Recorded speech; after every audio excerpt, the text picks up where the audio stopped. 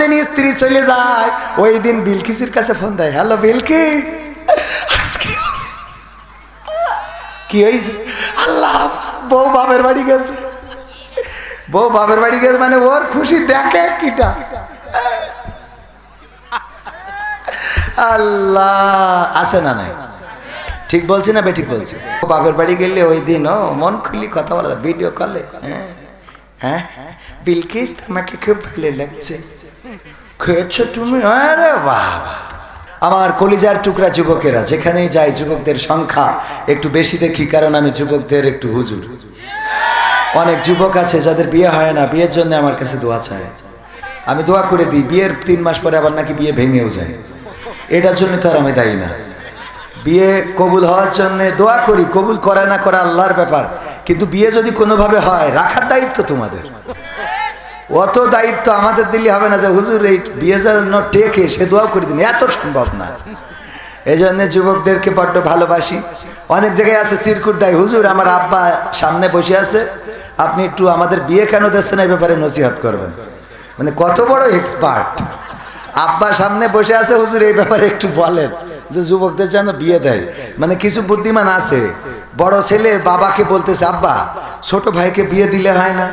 তা বলতেছে ছোট ভাইয়ের বিয়ে দেবো মানে? কয় হ্যাঁ, বলছিলাম আমাদের ছোট জনের বিয়ে দেওয়া যাক। তা কয় ছোট জনের বিয়ে দেবো, এখনো তো তোরও বিয়ে দিই নাই। কয় এই কথা তো কোনোদিন মুখে নিয়ে আসো না। মানে এটা বলার জন্য ও ছোট ভাই তুলেছে, যে যদি বলে যে তোরই দিলাম না ছোট ভাইয়ের তখন বলবো। তা বলছে ছোট ভাইয়ের বিয়ে দেবো, এখনো তো বড়টারই, তোরই তো দিলাম না। কয় এটা তো কোনোদিন বলো না, এটা একটু বলো।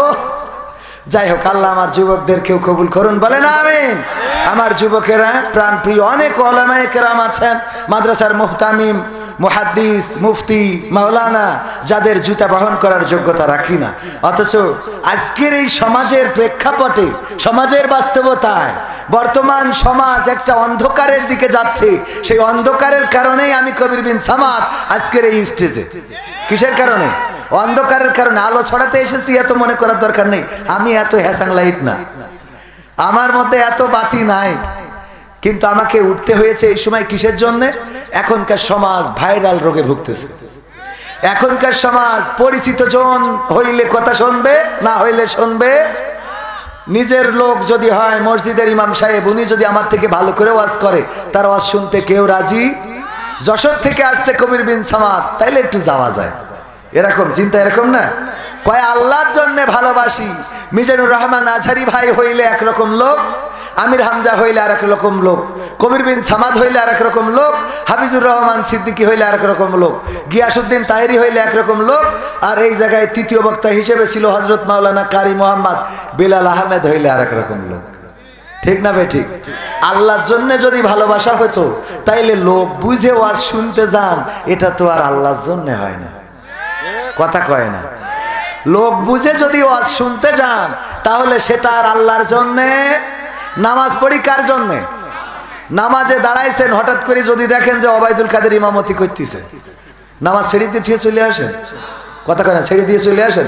কারণ যেহেতু ওবায়দুল কাদের হাফিজাহুল্লাহ গেছে সামনে, সুতরাং আজকে পড়েই কেশ মেরি যায়, আজকে পড়েই শেষ করে যায়। কারণ এটা কার জন্যে? আল্লাহর জন্যে। মসজিদে আজান হয়ে গেছে, আসরের নামাজ, সবচেয়ে অপছন্দের ব্যক্তিটাও যদি ইমামতি করে, তার পিছনে জামাতে দাঁড়ায় না? দাঁড়ায় না। কারণ নামাজটা কার জন্যে? আল্লাহর জন্য যদি হয়, ওগো মুসলমানেরা, কবির বিন সামাদ আসলে যেমন লোক হইতে হবে, এই অঞ্চলের তৃতীয় বক্তা আসলেও তেমন লোক হইতে হবে। যদি তাই না হয় তাইলে আপনি বুঝবেন আল্লাহর জন্য আমার হচ্ছে। কথা মনে থাকবে? এবার বুঝে নেন, আমরাও কিন্তু এই অপরাধে অপরাধী, আমি 1 নম্বরে, তারপরে আপনারা নাম্বার দেন। উপস্থিত সবাইকে অন্তরস্থল থেকে সালাম জানাচ্ছি, আসসালামু আলাইকুম ওয়া রাহমাতুল্লাহি ওয়া বারাকাতুহু। আমরা আল্লাহর শুকরিয়া আদায় করি যে মহান রব দয়া করে মায়া করে আমাদেরকে মানুষ হিসাবে সৃষ্টি করেছেন, অথচ আল্লাহ চাইলে আমাদের অন্য কোনো প্রাণী করে পাঠাতে পারতেন, এটা একান্ত আল্লাহর এখতিয়ার। যদি অন্য কোনো প্রাণী করে পাঠাতেন তাহলে যদি বাড়ির সবচেয়ে শখের ছাগলটাও হইতাম, তাও কুরবানির সময় ছুরি চালানো হতো গলায়। ঠিক না বেঠিক? সবচেয়ে আদরের গরু যেটা, সেই গরু একদিন বাজারে বিক্রি করা হয়, গরুর চোখে পানি মালিককে ছাড়ার অপরাধে ছাড়তে চাচ্ছে না, কিন্তু টাকার জন্যে এই মালিক গরুকে ছেড়ে দেয় না, দেয় না। এমন কি হয়েছে, একটা গরু বা একটা ছাগল বা একটা মোরগ, একটা হাঁস, একটা রাজহাঁস, এই জাতীয় প্রাণী আমরা যাদেরকে ভালোবাসি, ভালোবেসে আমরা তাদেরকে জীবনের শেষ দিন পর্যন্ত রেখে দিছি, বুড়ো হয়ে মারা গেছে, একটাও কি হয়েছে? কথা কয় না। সবচেয়ে বেশি বাছুর যে গরুটা দিল, এই গাই গরুটাও যখন আর বাছুর দেওয়ার সক্ষমতা থাকে না, তখন যে ওইটা আল্লাহর নামে কুরবানি দেয়। কথা কয় না, ঠিক না বেঠিক? যে তোর এখন আর শেষ, আর যেহেতু হচ্ছে না, তাইলে এবার তোর দিয়ে সোয়াবের লাইনই হাঁটি। কথা কয় না। আল্লাহ চাইলে আমাদের এরকম কোন প্রাণী করে পাঠাতে পারতো না? পারতো না। শিয়াল চেনেন আপনারা? শিয়াল দিনের আলোতে কি বের হয়? কারণটা কি? কি অপরাধ? কোন কারণে? কোন অপরাধে? আপনি তো মুরগিই পোষেন না, আপনার মুরগি তো ধরা দূরের কথা, আপনি তো পোষেনই না। এরকম আছে না নাই? অথচ ওই শিয়াল যদি দিনের আলোয় বের হয়, যার মুরগিও নেই, সেও শিয়ালের পিছনে, এই ধর, মার, শিগগির মার। ঠিক না বেঠিক? অপরাধটা কি? আমি কই অপরাধটা কি শিয়ালে? এভাবেই আল্লাহ জেনারেশন রক্ষা করার জন্য তৈরি করে রেখেছে। ইঁদুর আর বিড়াল, ইঁদুর খায় একরকম খাদ্য, বিড়াল খায় আর একটা। ইঁদুরের কাজ হলো বই টই পড়িতে ওর তেস মেরে থুয়ে দেবে, আর বিড়াল মাছের কাটাকুটি এইগুলো খায়। ঠিক না বেঠিক? কি দুইজনের আল্লাহ শত্রুতা বানাই দিয়েছে, মনে হয় যে ইঁদুর মনে হয় ওর আইল ফাঁকি দেনেছে, ওর ভিটে লিখে নেছে। ঠিক না বেঠিক? ইঁদুরের জন্য ও সব ছাড়িয়ে দিতে রাজি। দুপুরের মানে ঘন্টার পর ঘন্টা ওই ছিদ্র ইঁদুরের গর্তের ওখানে বিড়াল চুপ করে বসে থাকবে, কখন বের হয়, বের হওয়ার সাথে খাপ করে দেবে। ঠিক না বেঠিক? আবার বিড়ালের সাথে কুত্তার শত্রুতা কিসের জন্য? বিড়াল কি কুত্তার ব্যবসা বিজনেসে যেতে, শাটারে যেতে হাতুলতে ঘা পাইতে আইছে? কথা কয় না। কুত্তা বিড়াল দেখলি গাছে উঠে বসে থাকবে। আবার এই যে শিয়ালের কথা বললাম, দেখেন শিয়ালের সাথে আমাদের, আমি তো মুরগি পালনই করি না, আপনি মুরগি পালন করেন না, আপনার মুরগি ধরবেটা কি করে? অথচ যদি দিনের আলোতে কোনো শিয়াল বের হয়, আপনার হাতে লাঠি না থাকলে খুঁজবেন কনে কোন ডেলা আছে, মারতে হবে শিয়ালের। আল্লাহ চাইলে এই জাতীয় কোনো প্রাণী করে আমাদের যদি পাঠাতেন, তাইলে আমাদের আলাদা করে আওয়ামী লীগ বিএনপির শত্রু লাগতো না, এ কুত্তা বিলাই দিয়েই সোজা হয়ে যেতাম। কথা কয় না, ঠিক না বেঠিক? পুলিশ লাগতো? লাগতো না। সুতরাং শুকরিয়া আদায় করব তার, যে মহান রব আমাদেরকে অন্তত মানুষ বানাইছেন। বলেন আলহামদুলিল্লাহ, আলহামদুলিল্লাহ, আলহামদুলিল্লাহ। বোবা লোকে চলতে পারে, বলতে পারে না, পঙ্গু লোকে বলতে পারে, চলতে পারে না, কানা লোকে শুনতে পারে, দেখতে পারে না, কালা লোকে দেখতে পারে, শুনতে পারে না। তুমি যদি তাদের চেয়ে একটু ভালো থাকো, তবে কেন শুকরিয়াটা আদায় করো না? তবে কেন শুকরিয়াটা আদায় করো না? তবে কেন শুকরিয়াটা আদায় করো না? চোখ দুটো দিল দেখতে তোমার, শুনতে দিল কান, জিহ্বা দিল স্বাদ নিতে আর নাকে সুঘ্রাণ। চোখ দুটো দিল দেখতে তোমার, শুনতে দিল কান, জিহ্বা দিল স্বাদ নিতে আর নাকে সুঘ্রাণ। এবার তুমি ভেবে দেখো না, এবার তুমি ভেবে দেখো না, কতটা সুখে তাপ। তবে কেন শুকরিয়াটা আদায় করো না? তবে কেন শুকরিয়াটা আদায় করো না? তবে কেন শুকরিয়াটা আদায় করো না? তবে কেন শুকরিয়াটা আদায় করো না? হাত দুটো দিল মারতে তোমার, যখন যারে চাও। ঠিক মারার জন্য দিয়ে মন চালিয়ে মারতে হবে, ক্ষমা করে দেয়া ভালো। এত মারার কোনো দরকার আছে? তাহলে হাত মারার জন্য দেয় নাই, অন্য কাজে দিয়েছে। হাত দুটো দিল ধরতে তোমার, যখন যেটা চাও, যেথাই সেথাই যাওয়ার জন্য দিলেন দুটি পাও। হাত দুটো দিল ধরতে তোমার, যখন যাকে চাও, যেথাই সেথাই যাওয়ার জন্য দিলেন দুটি পাও। হৃদয়ে দিলেন প্রেম মমতা, হৃদয়ে দিলেন প্রেম মমতা, কেন যে বোঝো না, তবে কেন শুকরিয়াটা আদায় করো না, তবে কেন শুকরিয়াটা আদায় করো না, তবে কেন শুকরিয়াটা আদায় করো না, তবে কেন শুকরিয়াটা আদায় করো না। সুখের সমাজ গড়তে দিলেন আল কোরআনের বাণী, পথের দিশাই দিয়েছেন রাসূল আমরা সবাই জানি, ঠিক না ঠিক? সেই রাসূলকে বাদ দিয়ে অনেকেই আবার কাদিয়ানীকে নবী মানে, আছে না নাই? সুখের সমাজ গড়তে দিলেন আল কোরআনের বাণী, পথের দিশাই দিয়েছেন রাসূল আমরা সবাই জানি।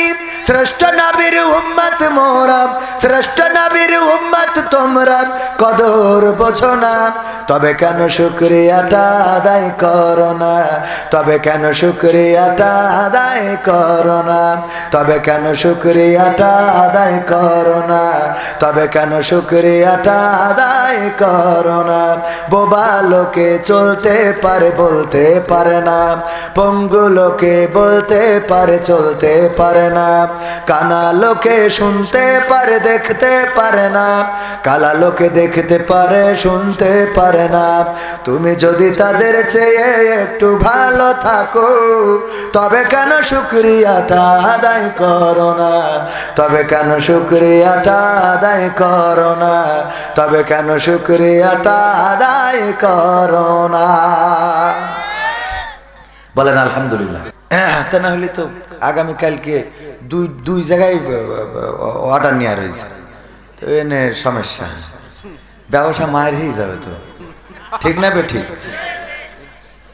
একজন এসেছে আল্লামা মামুনুল হকের দাওয়াত দেবে, তাই একজন বলতে এক গ্রুপ যুব সমাজ এখানে আপনাদের এখানে আমার মাহফিলে গেছিলেন, তো বলতেছে যে ওনার একটু দাওয়াত দিয়ে দিতে হবে। আমি বললাম যে 45 কিলোমিটার পার্বতীপুর থেকে এসেছে মোটর সাইকেলে। বললাম এই ঠান্ডায় আপনারা যদি আমার দাওয়াত নিতে আসতেন তা না একভাবে আমি দিতাম, কিন্তু মামুনুল হকের চাইছেন। মামুনুল হক তো আমাদের মতো ওয়াজ ব্যবসায়ী না, কথা বোঝেন? আমি বললাম যারা ওয়াজ ব্যবসায়ী তাদের ডেট পাওয়া যাবে, কিন্তু যারা ওয়াজ ব্যবসায়ী না তাদেরকে নিতে হলে সাংগঠনিক সিস্টেমে নিতে হবে। যেমন ডাক্তার শফিকুর রহমান আমরা চাইলেই ওয়াজের মাহফিলে পাওয়া যাবে, কারণ উনি ওয়াজ ব্যবসায়ী না। কথা ঠিক আছে তো বাজান? আমরা যারা ওয়াজের ব্যবসা করি তাদের জন্য ডেট নেওয়া সহজ। আপনি খাজা বাবার মাহফিলে নিলেও হবে, আটরশিপুর ঘুরাই নিলেও আমাদের পাওয়া জাতি, কথা বলে না, কারণ টাকা দিলেই তো গায়। সত্যি না মিথ্যা? তাই সত্যি কথা তো আবার ঠিক করছেন না কেন? কোন যে ঠিক? কি হবে বেঁচে থেকে অযথা বিদ্যা শিখে, যদি না গড়তে পারি শোষণবিহীন সমাজটাকে? কি হবে বেঁচে থেকে? কি হবে ছাত্র সেজে চুমু খেয়ে সনদ খানা, যদি হয় বিদ্যালয়টা পরিমণিদের আড্ডা খানা? কি হবে ছাত্র সেজে চুমু খেয়ে সনদ খানা, যদি হয় বিদ্যালয়টা নায়িকাদের আড্ডা খানা? এর চেয়ে মরাই ভালো, দেশ ছেড়ে যাওয়াই ভালো, এর চেয়ে মরাই ভালো, দেশ ছেড়ে যাওয়াই ভালো। কি হবে ধোকা দিয়ে বিবেকটাকে, কি হবে ধোকা দিয়ে বিবেকটাকে? কি হবে বেঁচে থেকে অযথা বিদ্যা শিখে, যদি না গড়তে পারি শোষণবিহীন সমাজটাকে? কি হবে বেঁচে থেকে? কি হবে যুবক নামের বোঝা হয়ে এই ধরাতে, যেখানে মা বোনেরা ধর্ষিতা হয় দিনে রাতে? কি হবে যুবক নামের বোঝা হয়ে এই ধরাতে, যেখানে মা বোনেরা ধর্ষিতা হয় দিনে রাতে? যৌবনের সার্থকতা ঘুচিবে সকল ব্যথা, যৌবনের সার্থকতা ঘুচিবে সকল ব্যথা। পারো যদি বলি দিতে মানুষরূপী পশুটাকে, পারো যদি বলি দিতে মানুষরূপী পশুটাকে? কি হবে বেঁচে থেকে অযথা বিদ্যা শিখে, যদি না গড়তে পারি শোষণবিহীন সমাজটাকে? কি হবে বেঁচে থেকে? কি হবে নামাজি, কি হবে লেখালেখি কলমবাজির ওই মহড়া, সমাজের আসল চিত্র যদি না যাই তুলে ধরা? কি হবে টিভি চ্যানেল সাংবাদিকের এই ক্যামেরা, সমাজের আসল চিত্র যদি না যাই ভিডিও করা? যদি ওই ঘুষের বলে কলমটা উল্টো চলে, যদি ওই হ্যালো কলে ক্যামেরা উল্টো বলে, তবে কি যাবে রোখা দুর্নীতিকে? যাবে? তবে কি যাবে রোখা দুর্নীতিকে, কি হবে বেঁচে থেকে অযথা বিদ্যা শিখে, যদি না গড়তে পারি শোষণবিহীন সমাজটাকে, কি হবে বেঁচে থেকে। কি হবে নামাজি রোজা ইমানদারির বড়াই করে, কোরআনের কর্মীগুলো থাকে যদি কারাগারে, কি হবে নামাজি রোজা ইমানদারির বড়াই করে, কোরআনের খাদেম যারা থাকে যদি কারাগারে, মসজিদের কোণে বসে জিকির যত করো কইছে আছে না নাই?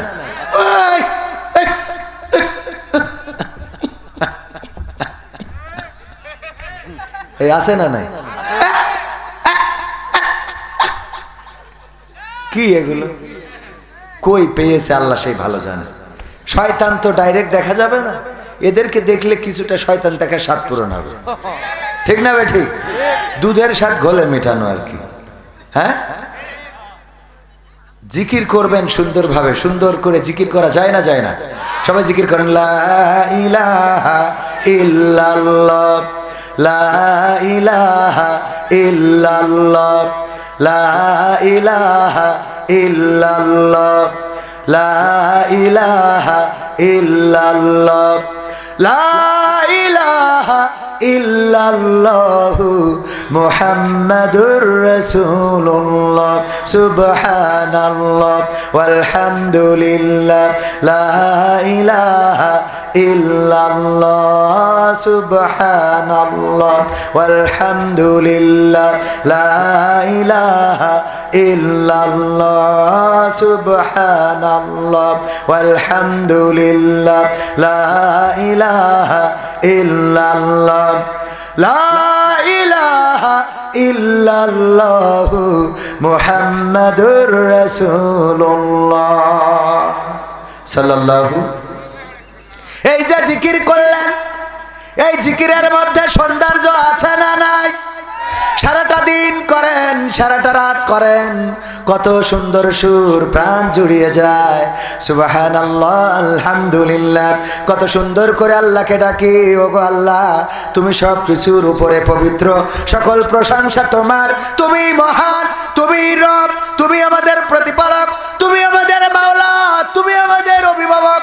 এই জিকির আর এই জিকির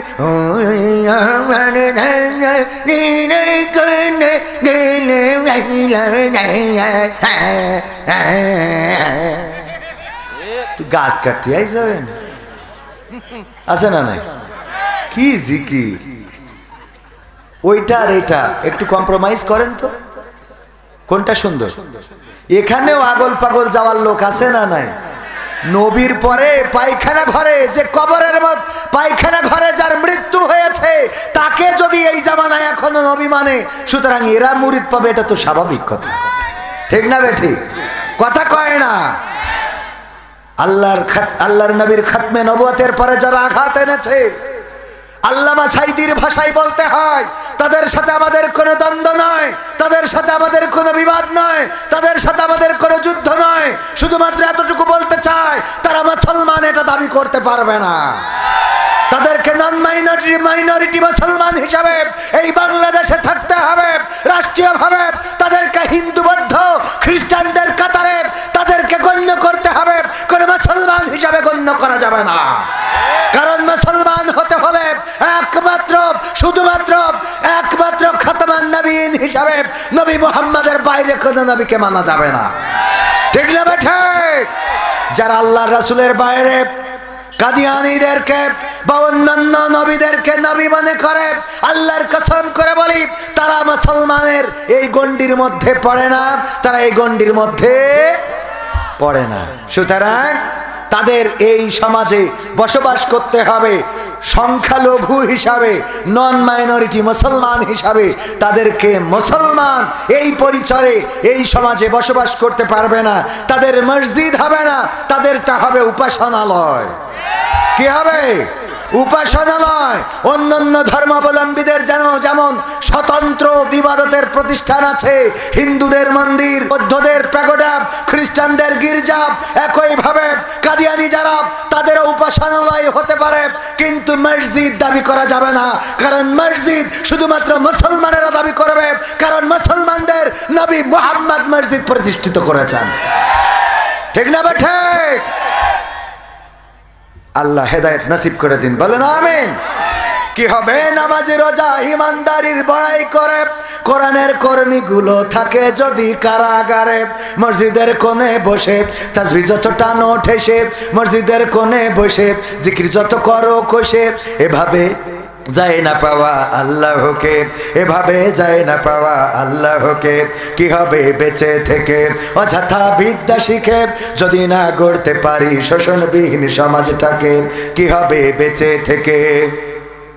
কি হবে আলেম হয়ে ইমাম সেজে মসজিদেতে, পারো যদি সত্য কথা উচ্চ স্বরে না বলিতে? ঠিক না ঠিক? যদি আলেম হন হক কথা উচ্চ স্বরে বলার দরকার আছে না নাই? আবার অনেক মসজিদ আছে, অনেক ইমাম আছে, আলেম আছে যারা হক কথা উচ্চ স্বরে বলে না। আবার অনেক মসজিদ আছে যেই সকল মসজিদে হক কথা উচ্চ স্বরে বলা চলে না। আছে না নাই? মসজিদের সভাপতি বলে হুজুর এইভাবে যদি কথা বলেন তাইলে আপনি অন্য জায়গায় ইমামতি দেখে নেন, কারণ আমাদের মসজিদের মুসাল্লিয়ানে কেরাম খেপে গেছে। এরকম বলে না? বলে না? হুজুর ইমামতি ছাড়তে হবে। ওগো আমার ভাইয়েরা, ইমামতি করবেন রিজিকের মালিককে, হক কথা বলেই ওখানে ইমামতি করবেন, রিজিক বাড়িয়ে দিবেন কে?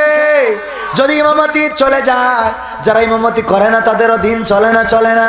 তাদেরও দিন চলে, তারাও খায়, খেয়ে থাকে। ওগো আমার ভাইয়েরা, আল্লাহ রাব্বুল আলামিনের জমিনে দেখেন, আল্লাহ মানুষের বাইরে যারা আল্লাহর হুকুম মেনে চলছে, একটা প্রাণীও নাই যে না খেয়ে দিনের পর দিন অনাহারে থেকে মারা গেছে। আছে নাকি? কোন আছে? আল্লাহ রাব্বুল আলামিন সব প্রাণীকেই খাওয়ান, পাখির জন্য খাদ্য তৈরি করে রেখেছেন, প্রাণীর জন্য, বাঘের জন্য, হাঁসের জন্য, মাছের জন্য, সব প্রাণীর জন্য আল্লাহ কত সুন্দর করে আহার তৈরি করে রেখেছেন।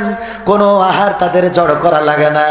সকালবেলায় বাঁশবাগানে কিচির মিচির করে পাখিরা ডাকে, আল্লাহর গুণগান করে চলে যায়, আর সারাটা দিন তারা খেয়ে নিজেদের পেটটা ভরে নিয়ে আবার সন্ধ্যাবেলায় বাঁশবাগানে এসে কিচির মিচির করে আল্লাহর গুণগান গায়ে। বলেন ঠিক কিনা?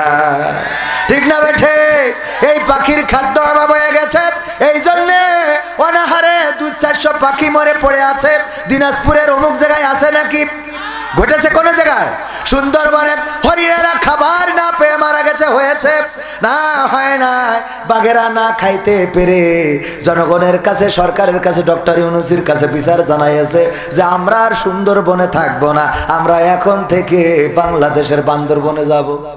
বলেছে কথা? কয় না? বলেছে না? বলে নাই। কারণ কি? খাওয়ান কে? রিজিকের মালিক কে? সুতরাং আমরা যে অবস্থায় থাকি, ওই প্রথম কথায় আলোচনায় আসি, আমরা অভিভাবক মানব কাকে? বিপদে আল্লাহকে, মুসিবতে আল্লাহকে। বউ যদি রাগ করে চলে যায়, বউকে ডাকার আগে ডাকবো কাকে? কাকে ডাকবো? আল্লাহ তুমি আমার বউয়ের হেদায়েত নসিব করে দাও। আল্লাহ তুমি তাকে রহিমা আলাইহিস সালামের মতো করে দাও, যেই রহিমা আইয়ুব আলাইহিস সালামকে চুল দিয়ে পা মুছায়ে তারপরে ঘুমাইতো। আল্লাহ তুমি এমন রমণী হিসাবে আমাদের স্ত্রীদের করে দাও। বলেন আমি। এই দোয়া আল্লাহর কাছে করা যাবে না? যাবে না? যাবে। তবে এই দোয়া করার পরে যদি আল্লাহ কবুল করে, 2-1 জনের আবার বিপদ হয়ে যেতে পারে। হইতে পারে না? পারে না? আমার আব্বা বলতে একবার ওয়াজ করেছে, ওগো আমার মা বোনেরা, যদি পারো স্বামীর চুল দিয়ে পা মুছাইয়ে দিবা, কারণ চুল দিয়ে যদি পা মুছাইয়ে দাও তাইলে আল্লাহ রাব্বুল আলামিন তোমার স্বামীর মাথায় যত চুল আছে সমপরিমাণ সওয়াব তোমার আমল নামায় লিখে দেবে। আর রহিম আলাইহিস সালাম তার স্বামীর চুল দিয়ে পা মুছাইয়ে দিয়ে তারপরে ঘুমাতেন। এই কথা দিনাজপুরের আপনার এই রিয়াজুল উলুম নুরানি মাদ্রাসায় লেখার কি যেন গ্রামের নাম, দক্ষিণ পাল্টাপুর গ্রামের একজন মহিলা এই ওয়াজ শুনে যে স্বামীর চুল দিয়ে পা মুছাইয়ে তারপর শুয়েছে। শোয়ার পরে গন্ধ কইতেছে, গন্ধ। গন্ধ তো গন্ধ, দুর্গন্ধ। কের দুর্গন্ধ? পায়খানার। তো পায়খানার গন্ধ কোথা থেকে আসে? খোঁজা শুরু করলো, চারিদিকে আলো মালো মেরে খুঁজে পায় না। স্বামী চুল টেনে এনে বলছে, গন্ধ তো তোমার না, তোমার এই চুল থেকে বেরোচ্ছে দেখছি পায়খানার গন্ধ। কারণ কি? কয় কারণ কি বলতে পারবো না, শুধু এতটুকু জানি হুজুর এসেছিল যশোর থেকে, বলল স্বামীর চুল দে পা মুছায়ে ঘুমাবা। আমি চিন্তা করলাম হজটা আমল করে তারপরে ঘুমায়, এজন্য তুমি শুয়ে আসো, এসে আগে তোমার চুল দে পা মুছাইছি, তারপরে আমি আস্তে করে শুয়েছি, এর বাইরে তো কিছুই জানি না। বলল ঘটনা তো ঘটে গেছে ওই জায়গায়, ওই আল্লাহর ওলি তো আপনার এই কি যেন কিপুর, এটা কি পাল্টাপুর, এই পাল্টাপুরের চায়ের দোকানের পিছনে বসে তাস মারছিল, ফ্লাশ টাকা দিয়ে কার্ড, এটা আপনারা কি বলেন, তাস খেলা, হ্যাঁ তাস খেলা, তাস খেলছিল টাকা দিয়ে। তাহলে কি হয়ে গেল, কি হয়ে গেল, জুয়া। হ্যাঁ, রস, খেজুরের রস আছে না নাই, এই রস যখন আপনি খাইলেন হালাল, কিন্তু এই রসটারে আবার নাকি পচাইয়ে মশাইয়ে কয়েকদিন রেখে তারপরে তাড়ি বানায়। তাড়ি আপনাদের দিকে আছে না? এইটারে নষ্ট করলে কি হয়, তাড়ি হয় বা মদ হয়। তার মানে রসটা যখন আপনি প্রসেসিং এ নিয়ে গেলেন তখন কি হয়ে গেল, সেটা হারাম হয়ে গেল। ওগো আমার ভাইয়েরা, ওই যে টাকা দিয়ে কাঠ খেলতেছে, কাঠ খেলা হালাল হোক হারাম হোক, সেদিক যা যায় যাক, টাকা দিয়ে যদি খেলে তাইলে ডাইরেক্ট হারাম, কথা কয় না, ডাইরেক্ট জুয়ায় চলে গেল। এই জুয়া খেলার অপরাধে হঠাৎ করে ওই রাস্তায় আর্মির গাড়ি এসেছে যে কারা জুয়া খেলে ধরবো। আর্মির গাড়ি যখন চায়ের দোকানে এসে দাঁড়াইছে, অমনি দোকানের পিছন থেকে মকসেদ নিয়ে দিয়েছে দৌড়, জুতা পায়ে দেওয়ার টাইম পায় নাই, বাঁশবাগানের নিচেই কিটা একরাশ ঝেড়ে রেখেছে, ওই চটকায় যে শুয়ে রয়েছে। কথা কি বোঝা গেছে? এখন ওই রাত্রি চুল দে পা মুছায়ে শোয়ার পরে দেখে ও জাত গেল বলো এ কোন আজব কারখানা, ও জাত গেল বলো, ঠিক না বেঠে? স্ত্রী বলছে ওকে স্বামী, এর বাইরে তো কিছু জানি না কি ঘটেছে। কয় আমি তো খেলছিলাম তাস, হঠাৎ আর্মির গাড়ি এসেছে, আমি দৌড় দিয়েছি, জুতো পায়ে দেওয়ার টাইম পাই নাই, বাঁশ বাগানে কিটা মেরে থুয়েছে আমি জানি না, ওইটা চটকানো পড়েছে, খেয়াল নাই, শুয়ে আছি চুপ করে। আর তুমি চুলতে পা মোছায় শুয়ে যাও। যখন ওয়াজ করে বক্তা ফিরে যাচ্ছে, মা বোনেরা ডাক দিয়ে বলছে হুজুর শোনেন, আপনি তো বললেন স্বামীদের চুলতে পা মোছাইয়ে দেবেন, কথা তো ঠিক আছে, কিন্তু বলবেন ওরা যেন টিউবকলের পাটা ধুয়ে তারপরে শোয়, যেন কলেরতে পাটা ধুয়ে আসে, কারণ ওদের পা মুছানোর তো কোনো সমাজ নেই, ঠিক না বেঠে? এমন আল্লাহর ওলি আছে না নাই? তাহলে স্ত্রী যদি রাগ করে চলে যায়, ডাকবেন কাকে? আগে ডাকবেন কাকে?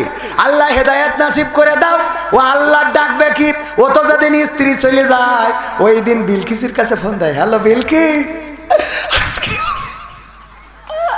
কি হয়েছে? আল্লাহ বউ বাপের বাড়ি গেছে, বউ বাপের বাড়ি গেছে মানে ওর খুশি দেখে কিটা। আল্লাহ আছে না নাই? ঠিক বলছি না বেঠিক বলছি?